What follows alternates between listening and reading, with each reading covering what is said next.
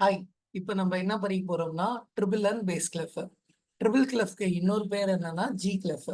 அதே போல பேஸ் கிளஃப்க்கு இன்னொரு பேர் என்னன்னா எஃப் கிளஃப்.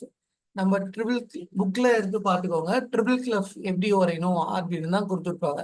ஃபர்ஸ்ட் கொஸ்டின்லாம் அவங்களே ஒரு டாட்டட் லைன்ஸ் கொடுத்துருப்பாங்க. ஸோ அந்த டாட்டட் லைன்ஸ் மேலே வரைஞ்சி பழகுங்க. நெக்ஸ்ட் செகண்ட் கொஸ்டின்ல write 5 triple clef, check that the curve line in the middle of the clef curves around the second line. So second questionல நீங்களே அப்படியே ட்ரிபிள் கிளஃப் வரையணும். அதே மாதிரி தேர்ட் கொஸ்டின்ல பேஸ் கிளஃப்க்கு அவங்களே டாட்டட் லைன்ஸ் கொடுத்துருப்பாங்க, அது மேலே வரைங்க.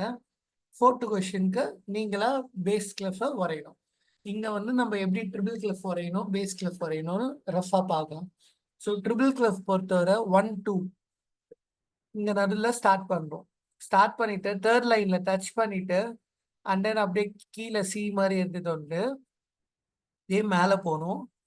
மேலே போயிட்டு இந்த சைட் டேர்ன் பண்ணிட்டு தென் ஸ்ட்ரைட்டா கீழே இந்த மாதிரி வரணும். ஸோ இதுதான் ட்ரிபிள் கிளஃப். இன்னொரு தடவை பாருங்க. ஸோ இங்க ஸ்டார்ட் பண்றோம். ஸ்டார்ட் பண்ணிட்டு தேர்ட் லைன்ல டச் பண்ணிட்டு கீழே சி மாதிரி வரணும். தென் மேலே போயிட்டு இங்க டேர்ன் பண்ணிட்டு நேராக வரையணும். ஸோ நீங்க பெஸ்ட் புக்ல இருக்கிற மாதிரி வரைங்க. அதே மாதிரி பேஸ் கிளஃப்க்கு பாருங்க. 1 2 3 4 ஃபோர்த் லைன்ல ஸ்டார்ட் பண்ணணும். ஸோ ஸ்டார்ட் பண்ணிட்டு கொஸ்டின் மார்க் மாதிரி இங்க போயிட்டு டச் பண்ணிட்டு அப்படியே பாதியில நின்றுருக்கும். அண்ட் தென் தேர்ட் ஸ்பேஸ்லயும் ஃபோர்த் ஸ்பேஸ்லயும் 2 டாட். ஸோ இதுதான் பேஸ் கிளஃப். தேங்க்யூ.